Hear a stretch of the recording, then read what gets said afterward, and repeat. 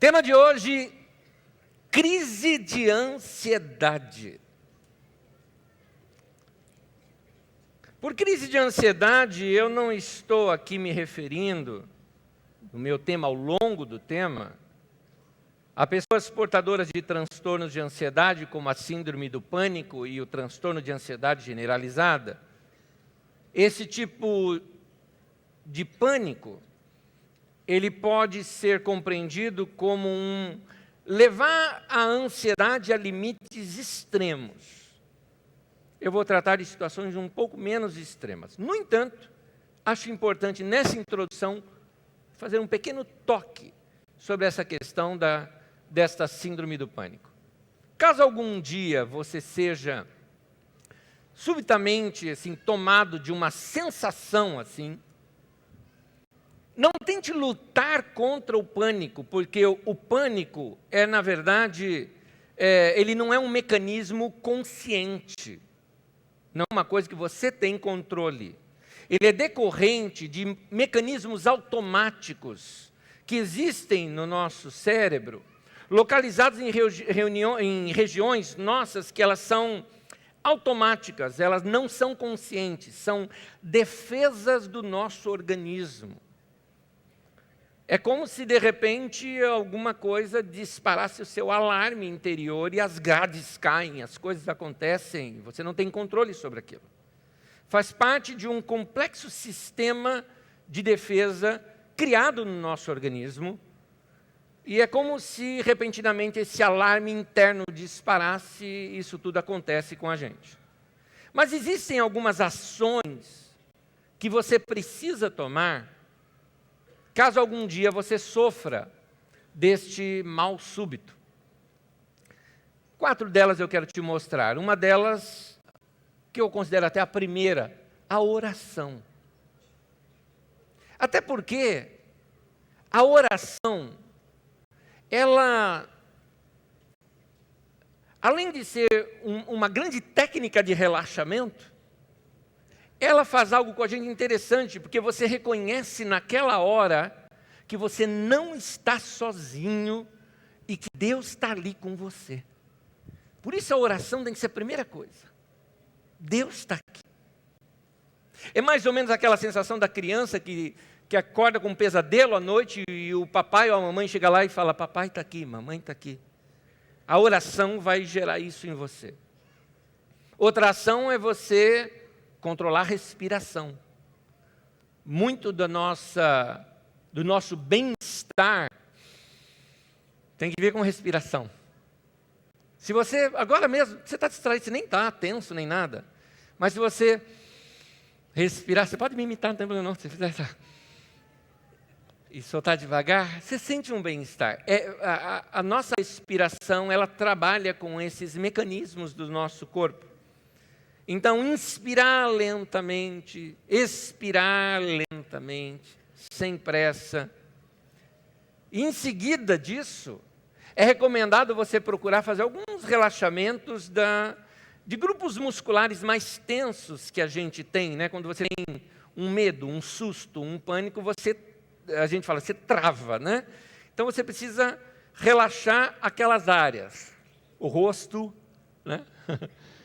Fazer algumas coisas no seu rosto, nuca, pescoço, ombros, braços. Espero que vocês todos os dias façam alongamentos, não é? Abram o tórax, faça isso sucessivamente, vai trabalhando com o seu corpo para reajustar, em outras palavras, para que aqueles alarmes comecem a ser desligados dentro do seu corpo, dizendo, não, está tudo bem, pode ir desligando, está tudo ok, não é? Foi um gato que passou na cerca elétrica e disparou, não tem ladrão em casa, não é? Um terceiro passo é você procurar um lugar agradável. Saia de lugares abafados, né? Vá para um lugar bem ventilado, de preferência a vista mais aberta possível que você puder. Evite, principalmente lugares fechados, reclusos, podendo relaxar um pouco mais, afrouxar a roupa, não deixar nada apertado, der para sentar no lugar, tirar o sapato um pouquinho, se sentir confortável. Tudo isso são atitudes de relaxamento, para você entender, seu corpo está recebendo a notícia, calma, está tudo bem. E aí então, que é por último, passar a pensar de modo lógico, porque no momento do pânico e do medo, não há lógica naquele momento, há só as defesas automáticas nossas. Então, a matriz do pânico é o medo, e um medo incontrolável. Quem já passou por um ataque de pânico sabe muito bem do que eu estou falando. E é difícil você conter esses pensamentos. Por isso que eu disse aqueles outros passos antes disso, para você evitar piores pensamentos. Dentre os piores pensamentos que se passam na mente de uma pessoa assim são o medo de morrer, o medo de perder o controle e a certeza maluca, inexplicável de que algo ruim vai acontecer. A certeza de que eu não estou realmente mal é o que você precisa começar a pensar. E que... mas o que te ataca, na verdade, é o seguinte, o que te ataca é assim, não, eu estou mal, eu estou numa crise e ninguém vai entender, se eu falar para alguém vão achar que é frescura minha. É uma sensação assim que se passa na pessoa quase que de solidão. Ninguém vai me entender nesse momento. Vão pensar que eu estou querendo chamar atenção. Então, os pensamentos que nós precisamos alimentar nossa mente num momento como esse, são aqueles que afastam o medo. Um deles, a constatação. É importante isso. Naquele momento, aquela constatação. Calma, isso é só um ataque de pânico no qual eu não tenho controle, mas que vai passar. É aquela fé de que nenhum mal vai te acontecer. Por isso a oração lá atrás. E a coragem é importante nesse momento. Aquela coragem de dizer assim, eu já passei por situações piores e eu sobrevivi, então eu vou sobreviver nessa também. Tentar usar a lógica agora a seu favor.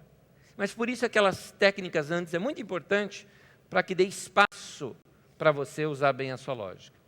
Então, tente não ter medo do medo. Uma pregação que surgiu vindo da Escola da Fé norte-americana na década de 80 e foi muito forte no início dos anos 2000 aqui no Brasil, sobre fé, começou a colocar medo como sendo uma coisa de não fé.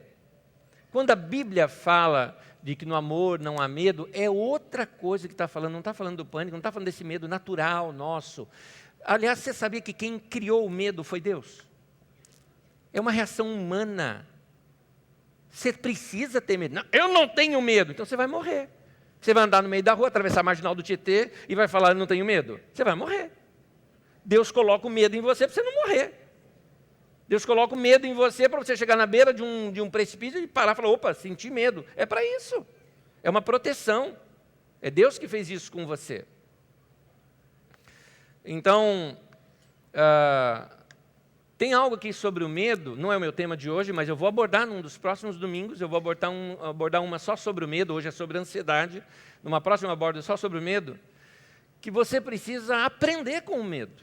Faz parte de você. O medo existe para nos defender de algo, não para nos escravizar. No caso do pânico, parece que ele começa a escravizar já, ele passou do limite. O medo, ele é o nosso aliado, não o nosso inimigo nesse sentido. E o meu conselho, como orientador, como pastor, como orientador para a tua vida pessoal, siga meu conselho, procure um médico. É importante. Eu quero acrescentar que essas medidas que eu lhes disse são apenas imediatas, paliativas, quase aquela que a gente chama de primeiros socorros. Até que a pessoa possa se recompor, procurar um especialista competente, em quem você confia, que é muito provável que seja necessário algum tipo de tratamento e de acompanhamento especializado com você. Caso seja esse o seu caso, procure um médico de confiança, ele pode ser um agente de Deus para ajudar você a se reestruturar. Amém, queridos? Amém? Mas não é dessa ansiedade que eu quero falar, porque essa é técnica, essa é algo que precisa de um especialista. Sou pastor e eu quero repartir palavra de Deus com você, que vai ajudar a tratar também agora aquela ansiedade que ocorre em todos nós. Não só em momentos de crise na nossa vida, mas uma ansiedade que ocorre por situações cotidianas. É isso que eu quero tratar sobre a crise de ansiedade. A ansiedade, em essência, é o medo de não estarmos no controle da situação. A ansiedade é sempre uma tentativa de se controlar o que é incontrolável. A ansiedade é assumir uma responsabilidade que Deus nunca pensou em nos dar. Ele nunca intencionou isso. E Ele não nos cobra por isso. Sempre que você tenta controlar aquilo que é incontrolável, você vai sentir a ansiedade. Por exemplo, você quer controlar onde o seu filho está nesse exato momento. Você não consegue. Você não consegue. Relaxa. Confia. Lembra que você já foi filho e sua mãe ficou em casa. Lembre-se disso. E saiu tudo bem. Você está viva. Então, há coisas que nós não conseguimos controlar. Não tente controlar a economia do país. O que a gente vai fazer? Corte aí de 70 bilhões. Como é que isso vai chegar no meu bolso? Né? Meu querido, não dá, não cabe a você nesse momento isso. Você não consegue mexer nisso. Às vezes até a mentalidade da empresa onde você é apenas um empregado e você fala, não aguento, os caras precisam mudar, e você está falando de uma multinacional. Você não consegue mudar, querido. A ansiedade, ela pode ser para a gente um sinal de alerta. Interessante isso. Se você sentiu ansiedade, ela pode ser uma luzinha no seu painelzinho da vida, indicando que tem uma coisa errada. Sabe o quê? Você está passando dos limites na área do controle. Você está querendo controlar demais as coisas. Essa é a raiz da ansiedade. Toda vez que você começa a sentir ansiedade, é porque você está querendo controlar uma coisa que você não consegue controlar. Entrando no nosso estudo bíblico de hoje, nós vamos rever uma das parábolas de Jesus que nós já estudamos aqui. E se você não estudou essa parábola conosco, saiba que ela está aberta e exposta em detalhes no nosso site, na mensagem Viva a Simplicidade, que é a parábola do rico insensato. Ali nós estudamos e detalhamos, então eu vou pular muitos detalhes que podem enriquecer mais ainda essa mensagem. Eu estou dando uma mensagem para quem praticamente já entendeu e já ouviu essa outra mensagem. Se você não ouviu, entra no nosso site durante a semana e estude essa parábola conosco. E eu vou fazer algumas pequenas repetições aqui, porque ela é uma ponte para onde nós queremos chegar. Nós vamos reler o texto, rever algumas coisas que nós estudamos aqui, e aí nós vamos, utilizando essa ponte, prosseguir para o nosso ensino de hoje. Algumas pessoas já devem estar assim, eu estou ansioso para ver o que você está querendo ensinar. Calma, vamos devagar aqui.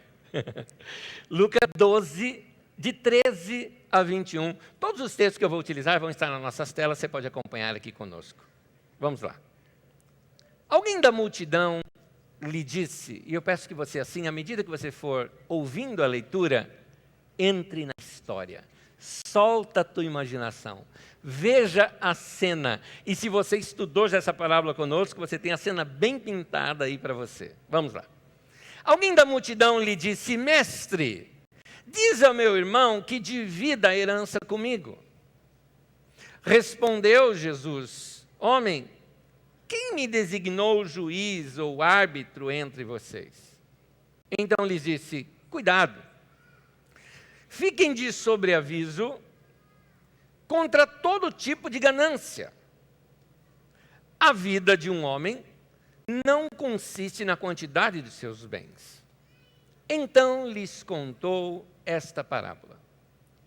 A terra de certo homem rico produziu muito. Ele pensou com si mesmo, o que vou fazer? Não tenho onde armazenar a minha colheita. Então disse, já sei o que vou fazer. Vou derrubar os meus celeiros e construir outros maiores. E ali guardarei toda a minha safra e todos os meus bens. E direi a mim mesmo: você tem grande quantidade de bens armazenados para muitos anos. Descansa, coma, beba, alegre-se. Contudo, Deus lhe disse: insensato, louco, doido, esta mesma noite a sua vida lhe será exigida. Então, quem ficará com o que você preparou? Assim, disse Jesus, acontece com quem guarda para si riquezas, mas não é rico para com Deus. Alguém procurou Jesus, porque o irmão dele era um discípulo de Jesus.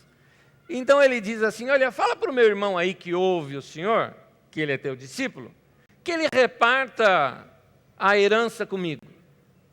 E ele então quer usar Jesus ao seu favor, e daí a resposta áspera de Jesus para esse homem. Lucas 12:15 diz assim: então lhes disse, cuidado, fiquem de sobreaviso contra todo tipo de ganância. A palavra ganância aqui, ela é mais forte no original.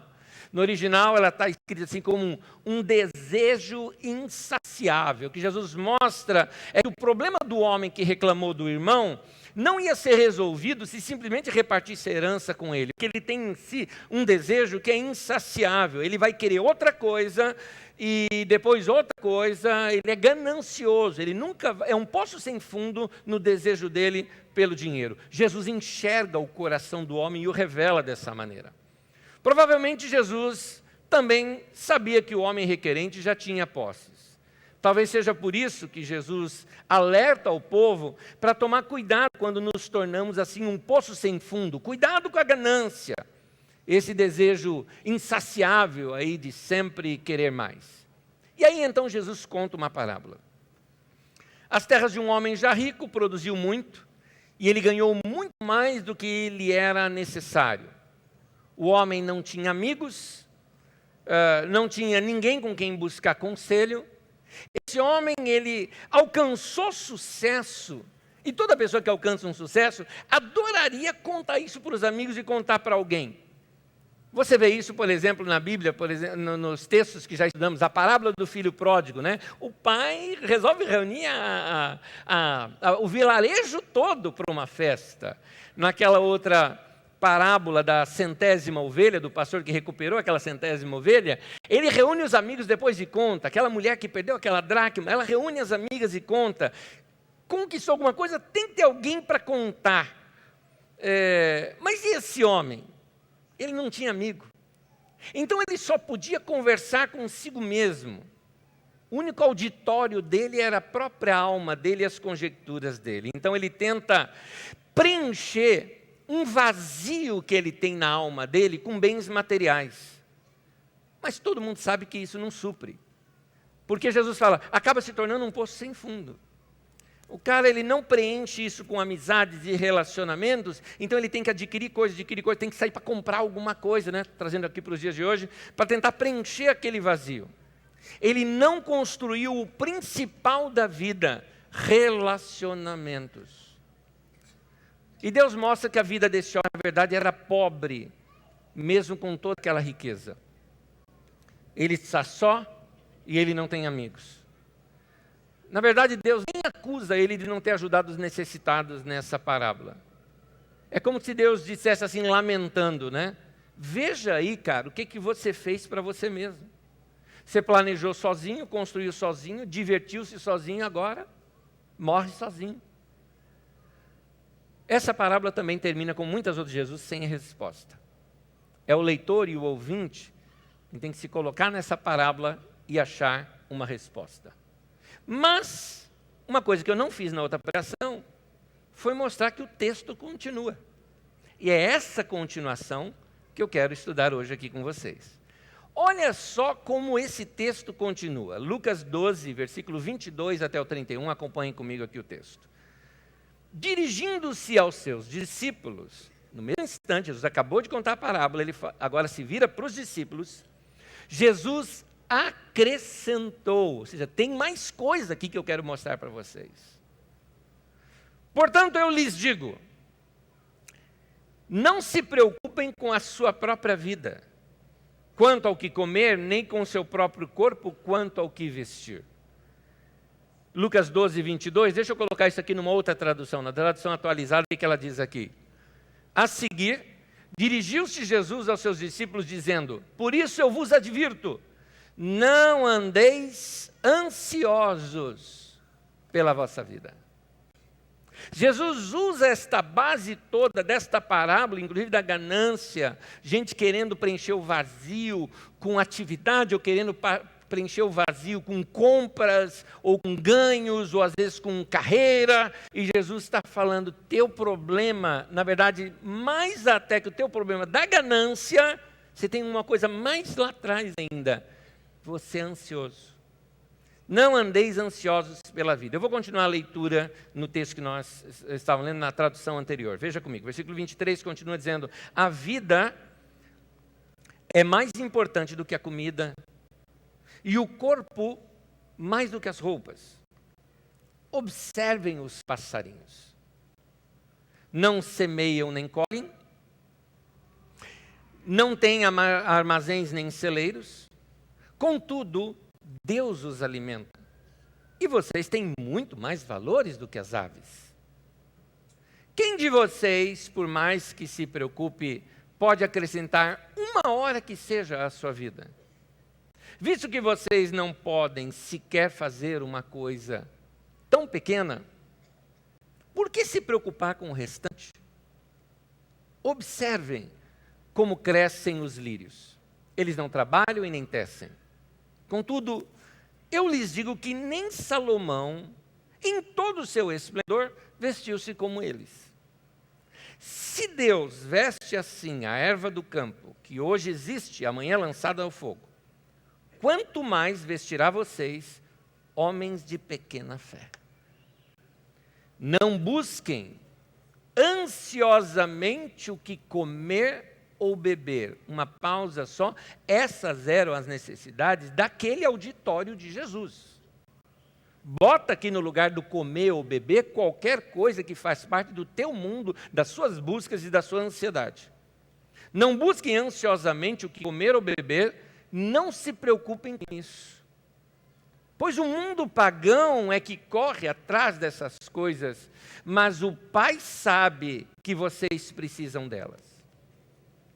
Busquem, pois, o reino de Deus, e essas coisas lhes serão acrescentadas. Amém. Palavras de Jesus.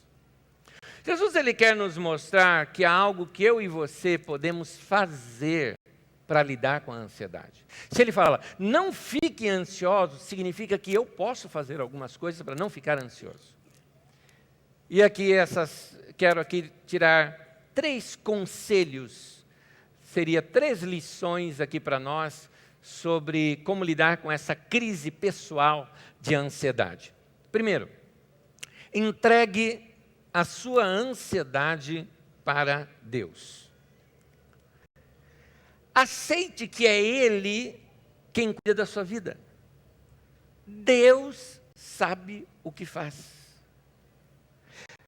A primeira dica para você vencer esse tipo de ansiedade, e aqui eu quero colocar dentro dessa perspectiva de uma entrega para Deus, o que é isso? Entregue sua ansiedade para Deus. Como é isso na prática, Nésio? Eu vou te falar. Uma delas, tenha uma fé simples. Deus vai cuidar de você. Ponto. Acabou. Eu gosto dessa fé simples. Eu gosto dessa fé de gente simples. Por isso Jesus manda a gente aprender com criança. Não vou aqui contar toda a história de novo, mas vocês já devem ter me ouvido falar de uma experiência que tive com meu filho André, quando ele era pequeno, onde ele foi orar por algo que eu achava assim, que sei lá se a gente pode ou não pode orar por isso. Ele queria um brinquedo e a gente não tinha dinheiro para comprar o brinquedo dele, era só isso. E ele perguntou para mim se podia orar. E eu fiquei ali todo... sem graça de falar, se pode orar, se não pode orar, tal. Pode, Deus vai, Deus não vai fazer o brinquedo cair do céu, mas vai abençoar o papai e a mamãe. O que aconteceu foi que nós recebemos uma oferta de uma pessoa, gente, no mesmo dia ali, nós recebemos uma oferta de um pastor, chegou para mim e me deu uma oferta, que até os centavos tinha a ver com o preço do brinquedo do menino, que o menino orou. Eu cheguei em casa assim, esbaforido, contei tudo mais, cheio o máximo. Quando eu cheguei para ele, eu contei com aquele meu jeitão todo, e contei e tal, e Deus deu. E ele ficando assim, olhando para minha cara, assustado. Falou, ele era meio rouco, né? Pai. Falei, o que foi, filho? Você não estava acreditando que Deus ia dar? Essa fé simples a gente precisa ter, dizendo assim, Deus vai cuidar de você. Deus vai cuidar de você. A fé, ela não precisa de prova. Me prova isso. Fé não tem prova, tem prova é ciência. Fé é fé. Gente, eu acredito que Deus vai cuidar de mim, acabou. Ponto. Simples assim. Segundo a Bíblia, ela diz assim, em Hebreus 11:1, ora, a fé é a certeza daquilo que esperamos e a prova das coisas que não vemos. Eu não vejo, cadê a prova? Está aqui a minha fé. Minha fé é essa prova, eu não preciso de nada. Minha fé é essa substância firme que eu acredito que eu me firmo. É simples assim. Eu creio e acabou. Eu creio que Deus vai cuidar de mim. Ponto. Eu creio, Ele não vai me abandonar.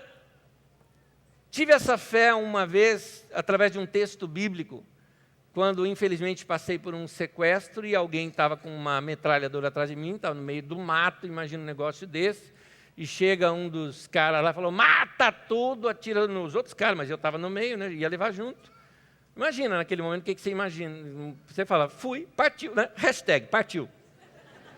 É o que você pensa naquela hora. Mas tinha um texto bíblico que me veio em mente através de uma canção dos vencedores que gravaram os textos de Salmos, que dizia assim, não morrerei, antes viverei e contarei as obras do Senhor. Eu tive paz naquele momento. E estou vivo, né? Está aqui, resolvido. A fé, ela é simples assim. Deus não vai me abandonar e eu acredito. Eu quero ler esse texto para você. Isaías 40, versículo 10. Como um pastor cuida do seu rebanho, assim o Senhor cuidará do seu povo. Amém. Isso é para você, meu irmão. Fica ansioso, não vai resolver seu problema. Fica ansioso, só vai estragar você. Se você quer ter paz, o melhor é descansar e reconhecer que o Senhor é o teu pastor e nada vai te faltar. Amém? Uma segunda dica simples para você vencer esse tipo de ansiedade, o que é esse de entregar sua ansiedade a Deus? Ainda estou no meu primeiro ponto, mas a segunda dica dentro desse primeiro ponto, deixe Deus ser Deus. O que eu quero te dizer com isso é o seguinte, meu querido, você já acordou para o fato que você não tem vocação para ser Deus? Você não tem. Não dá para ser, já notou isso? Então, por que você quer controlar a história? Toda ansiedade que nós temos, seja qual for, é uma questão de estar relacionado não com o controle da situação. Vou repetir uma frase que eu disse no início dessa mensagem. A ansiedade, em essência, é o medo de não estarmos no comando da situação.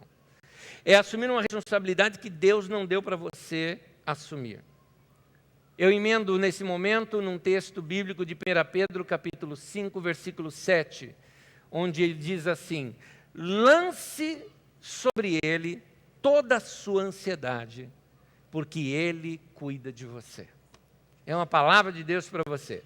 A ansiedade ela pode ser esse sinal de alerta que você está tentando controlar demais as coisas. Não tente ser Deus. Deixe Deus ser Deus. Então, deixe Deus ser Deus.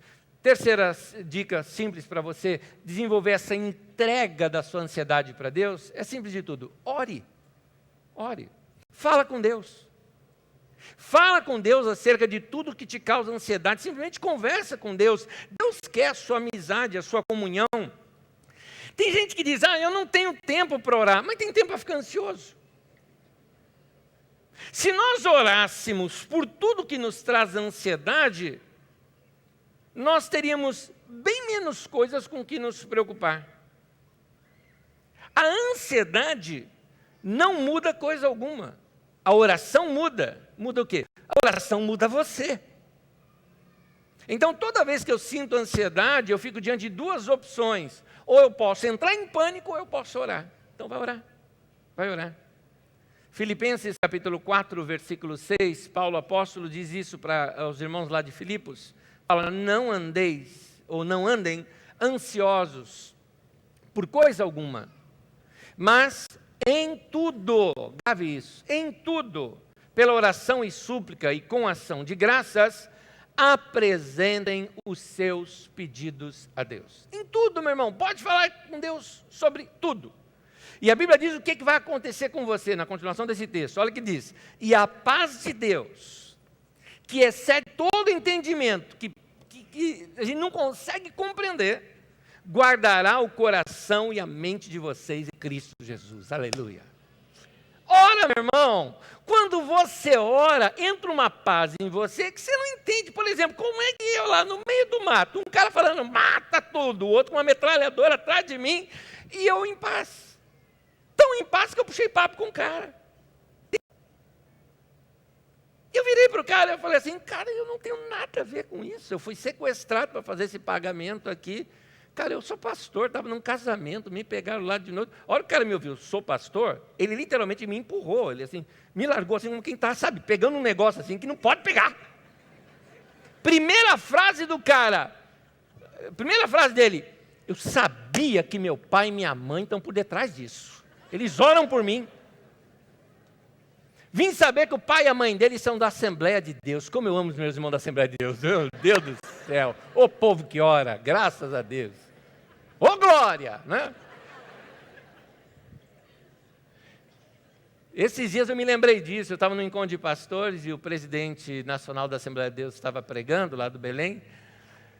E o jeitão tal da Assembleia, teve um momento que eu mesmo falei, ô glória! Eu lembrei da ocasião. Falei, deixa eu me unir com o meu irmão ali, que eu sou grato. Queridos, a Bíblia diz, ore por tudo. Por tudo. Algo está acontecendo com você e é suficientemente para produzir em você ansiedade? Então é suficiente e importante para que seja apresentado isso em oração.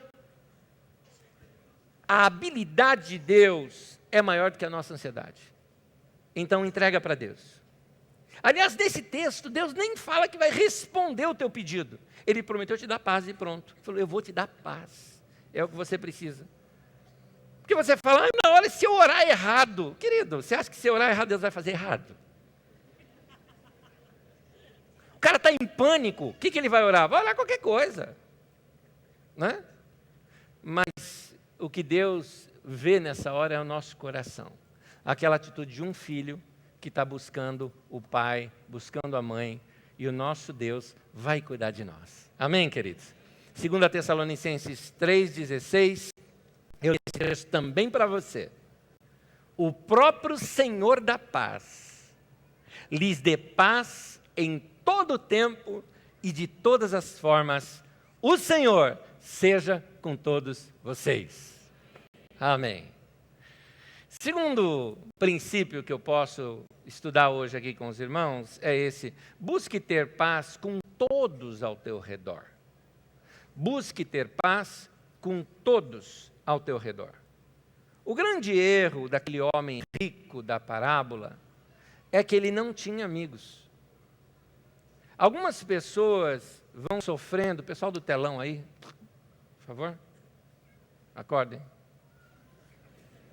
O grande erro daquele homem rico da parábola é que ele não tinha amigos. Algumas pessoas, elas vão sofrendo ou causando decepções na vida e se deixam acumular essas decepções e agora estão sozinhas, estão sem amigos. Romanos 12, no versículo 18, na tradução atualizada, diz assim: se possível, quanto depender de vós, tendes paz com todos os homens. A vida, queridos, é cheia de inconveniência. E é uma decisão nossa deixar se essas inconveniências vão estragar a nossa paz e vão levar embora o nosso humor. É uma decisão que eu tomei comigo mesmo. Eu me policio isso todos os dias. Eu não vou deixar que situações ou pessoas estrague a minha vida. Eu tenho dentro de mim o poder de ficar em paz se eu estou em contato com Deus. Já repeti algumas vezes aqui aquela lição da águia. Algumas pessoas, elas conseguem nos irritar muito, não é? Mas nós só vamos, elas só vão conseguir isso se a gente permitir. A águia, ela tem seus inimigos, né? Os corvos, que ficam assim grasnando ao redor dela, irritando a águia. O que ela faz quando os corvos vêm atrás dela?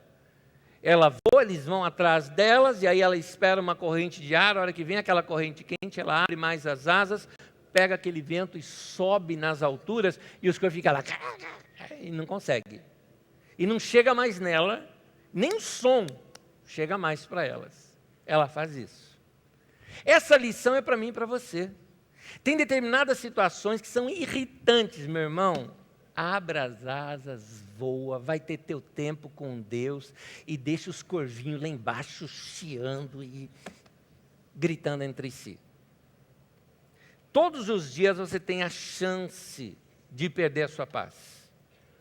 Mas você tem que saber controlar esse momento. Nós não podemos controlar a circunstância, mas nós podemos controlar a nossa atitude.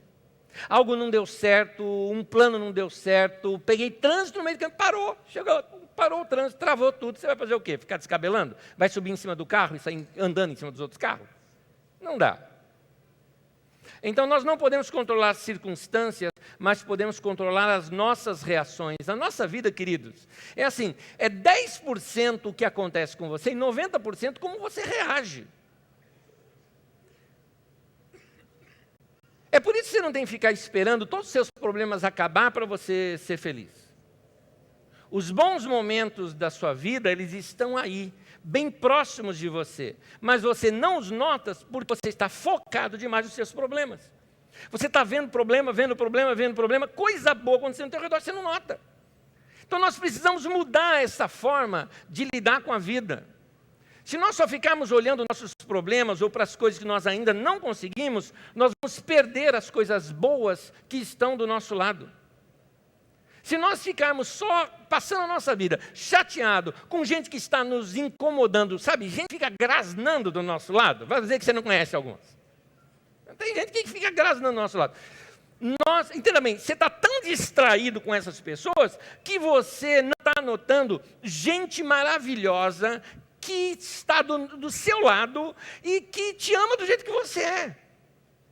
Só que nós não notamos, não curtimos aquelas pessoas, porque nossa atenção está toda voltada para aquela outra que está nos perturbando. Isso é ruim para você e isso é injusto para quem te ama e está perto de você. Então, querido, ao invés de você ficar orando para Deus, muda aquele indivíduo, chega para Deus e fala, Deus, me muda. Porque é a maneira como você está lidando com os problemas é que está estragando a sua vida. Você está condicionando a sua felicidade ao bom ou mau humor dos outros. É você quem tem que se responsabilizar pela sua própria felicidade, pelo seu próprio bem-estar nesse sentido. E isso eu emendo com o meu último ponto aqui. Escolha ser feliz. Escolha. Preste atenção. Paz e felicidade têm mais a ver com gente do que com coisa. Nós já vimos isso na parábola. Paz e felicidade têm mais a ver com relacionamentos do que com conquistas. Isso também nós já vimos na parábola. Paz e felicidade têm a ver mais com um bom papo do que com uma promoção ou a compra de alguma coisa nova. Nós precisamos mudar a forma como nós lidamos com a vida. Se nós só ficarmos olhando para os nossos problemas, ou para aquilo que ainda nós não conseguimos, nós vamos perder as coisas boas que estão bem do nosso lado. É aí que entra um conselho de Paulo. Paulo diz algo em Filipenses capítulo 4, versículo 12. Ele fala assim, eu aprendi o segredo de viver contente em toda e qualquer situação. Note que é algo que se aprende. Nós não somos contentes automaticamente, naturalmente. Paulo diz assim, não importa a situação, eu aprendi a viver contente. Paulo está dizendo isso assim, acerca dele. Eu não estou esperando a situação mudar para eu ser feliz. Quer saber de uma coisa? A coisa está feia, está ruim, mas eu decidi que eu vou viver bem e acabou. É uma constatação, minha vida passa logo, por que eu vou perder meu tempo com essas coisas? Daqui a pouco, quando a gente vê, estamos velhos e já partindo da vida, e lá é que a gente vai se lamentar por que eu dei mais atenção para coisa ruim do que para coisa boa que estava do meu lado. A felicidade é uma escolha. Você é tão feliz quanto você escolheu ser. É a sua atitude para com a vida que define a felicidade, não é as coisas de fora. Está entendendo o que eu estou te falando? Não é a sua circunstância. Quando eu então tiver uma boa casa, ganhando bem, e tiver... Ué, então são as coisas de fora que provocam a tua felicidade? Que a Bíblia está nos ensinando é outra coisa. Felicidade é alguma coisa que brota de dentro para fora. Eu decidi que eu vou ser feliz. Eu decidi que vou servir a Deus gostoso, vou me relacionar com Ele, não vou deixar essas coisas de fora me sufocarem. Você não consegue controlar as situações de fora com relação a você, mas você pode controlar as ações de dentro, as suas atitudes. Então aprenda a se controlar. Não permita que o ressentimento, a amargura dominem você. Esse sentimento só faz mal para a gente. A mesma coisa, por exemplo, se aplica à depressão ou à autopiedade. Essas coisas só vão tornar o problema pior.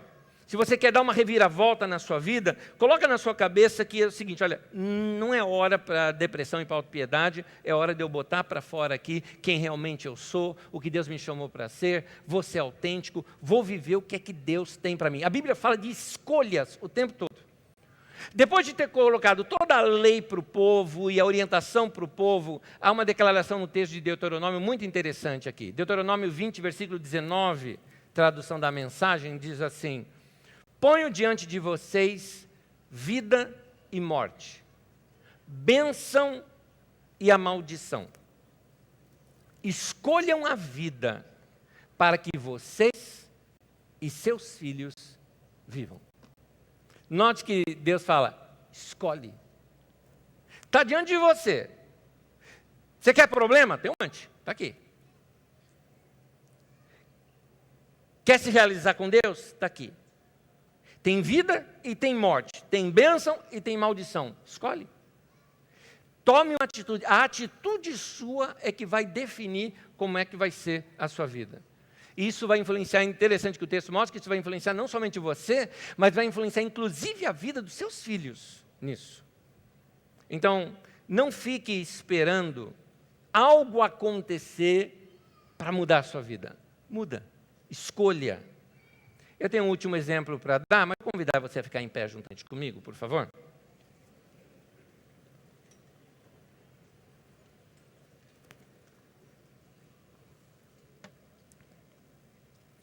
Às quintas-feiras aqui, nós estudamos o Antigo e o Novo Testamento. Eu dou aula do Antigo Testamento aqui. Se você quiser aprender mais sobre o Antigo Testamento, sobre o Novo, se inscreva lá na nossa escola de ministérios. Dá para você assistir de casa, não precisa nem ser ao vivo, você pode assistir a hora que quiser, porque os vídeos são postados ali. E ali nós estamos estudando muito sobre a história ali de Israel. E é um momento da história de Judá, em que o povo é levado ao cativeiro, e eles foram deportados para a Babilônia, esperando que um dia fossem libertos e esperando que aquela situação mudasse rapidinho. O que aconteceu? Eles viviam reclamando, viviam esse purgatório, essa sensação de que tinham que ficar sofrendo até que aquilo mudasse. Mas é nesse momento que um dos profetas escreve algo para eles. E aqui essa palavra serve também para você que por alguma razão está vivendo um momento aí da sua vida que você acha que é transitório. Sabe aquela coisa? Não, eu vou mudar mesmo dessa casa, então eu relaxo com ela. Aí fica um inferno aquela casa, você morando dentro dela. Ou aquela coisa assim, não, ainda vai sair um negócio aqui para mim, então eu vou dando um jeito. Então você fica esperando que alguma coisa aconteça para você ficar feliz. E Deus dá uma outra orientação nesse sentido. Jeremias, o profeta, tinha ido agora para o exílio no Egito, e ele escreve para o pessoal lá que está em Babilônia, e diz assim para eles, Jeremias 29, versículo 28. Construam casas e habitem nelas. Plantem jardins e comam seus frutos. Você entendeu o texto para você? Vamos falar juntos esse texto? Construam casas e habitem nelas. Plantem jardins e comam seus frutos. Deus estava dizendo através de Jeremias, para de reclamar. Começa a tornar a tua vida um pouco melhor. Vocês foram deportados, falei, não, mas nós estamos acreditando, porque vai se cumprir essa data e um dia Deus vai nos levar de volta à terra. Enquanto isso, vocês vão morar o quê? Vai ficar morando numa tenda? Vai ficar morando debaixo da árvore? Vai ficar comendo mal esse tempo todo? Deus falou, não. Construa casa, habita nelas, plantem jardins. O que ele está querendo dizer? Construa a casa e enfeite a casa. More aí como aí sendo o seu local. Faça isso. Comece a viver o hoje. Para de ficar vivendo, esperando que alguma coisa aconteça para então você experimentar algo. Para de viver como se algo tivesse que acontecer, um grande evento na sua vida, para que a sua vida se torne significativa. Os dias estão indo embora, Deus está falando para eles, e vocês não estão aproveitando. Então, construam casas, plantem jardins. Em outras palavras, faça a sua vida acontecer. Amém. Amém. Eu quero terminar aqui abrindo um momento para que você, meu irmão e minha irmã, que tem vivido um momento de ansiedade muito forte. Você, meu irmão, minha irmã, que tem permitido que situações externas sejam muito mais fortes do que a sua atitude de coração. Você, meu irmão, minha irmã, que tem colocado como permitido que as situações externas determinem o seu humor e o seu coração e como você deve viver. Eu quero te dizer que hoje a tua atitude pode mudar aqui, diante de Deus. E nós, como igreja, queremos nos unir com você em oração nesse momento. Amém? Nós vamos cantar um cântico juntos. Enquanto nós cantamos esse cântico, se você precisa desse fortalecimento da igreja com você, eu vou pedir que você saia do seu lugar e venha até aqui à frente. Nós queremos orar com você.